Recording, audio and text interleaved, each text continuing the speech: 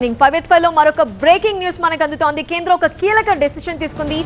No detention విధానాన్ని రద్దు చేసింది కేంద్రం. 5, 8 తరగతి పరీక్షల్లో తప్పనిసరిగా పాస్ అవ్వాల్సిందే నోటిఫికేషన్ ని జారీ చేసింది కేంద్ర విద్యాశాఖ. ఇప్పటికే 16 రాష్ట్రాల్లో నో డిటెన్షన్ విధానాన్ని రద్దు చేశారు.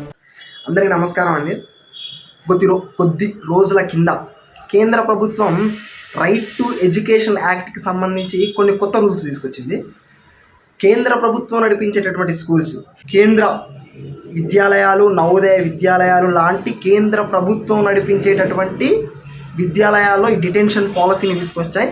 ఈ డిటెన్షన్ పాలసీ ఏంటంటే 5వ తరగతి 8వ తరగతి చదివేటటువంటి పిల్లల్లో వాళ్ళు కనుక ఆయా క్లాసులలో 5వ తరగతి 8వ తరగతి ఫెయిల్ అయితే మళ్ళీ డీటెయిన్ అయిపోతారు, ఫెయిల్ అవుతారు. మళ్ళీ వాళ్ళతో చదివిన పిల్లలతో ముందుకెళ్ళరు అనమాట. కొన్ని స్టేట్లు ఇప్పటికీ ఈ డిటెన్షన్ పాలసీని అమలు చేశాయి. కొన్ని స్టేట్లు ఇప్పుడు సెంట్రల్ గవర్నమెంట్, కేంద్ర ప్రభుత్వం ఈ డిటెన్షన్ పాలసీని తీసుకొచ్చింది. అసలు ఫస్ట్ ఈ డిటెన్షన్ పాలసీ ప్రస్తుత పరిస్థితుల్లో భారతదేశంలో అవసరమా?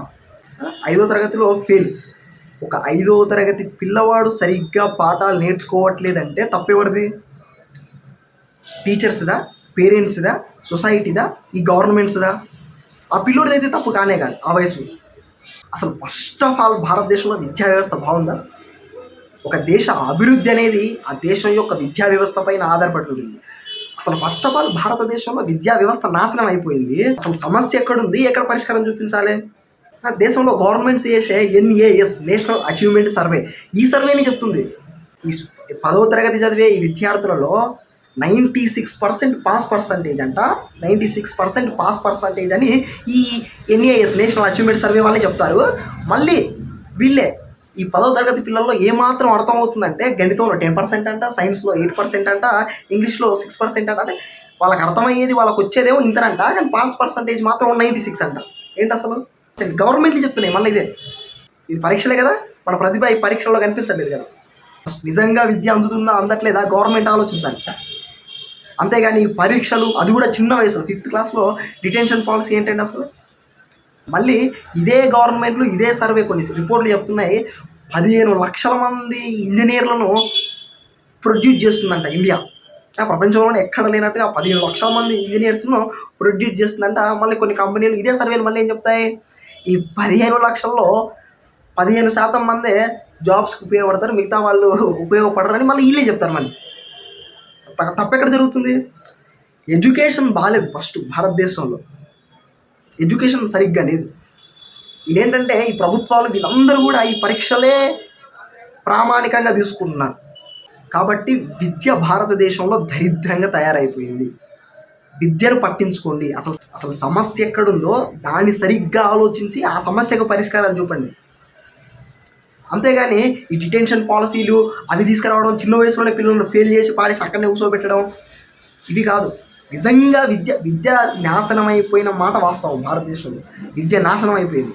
కానీ దానికి ప్రత్యామ్నాయాలు, ఆ విద్యను సరిచేసే విధానాలు, సరైనటువంటి పాలసీలు, మంచి పాలసీలు తీసుకురండి. సరైన విద్య అందించే ఏర్పాట్లు చేయండి. ఎడ్యుకేషన్లలో ప్రపంచ దేశాలలో మన దేశం చివరిలో ఉంటుంది ఎడ్యుకేషన్లో. పీసా సర్వే అంటాం. ఈ పీసా సర్వే ఏం చేస్తుంది?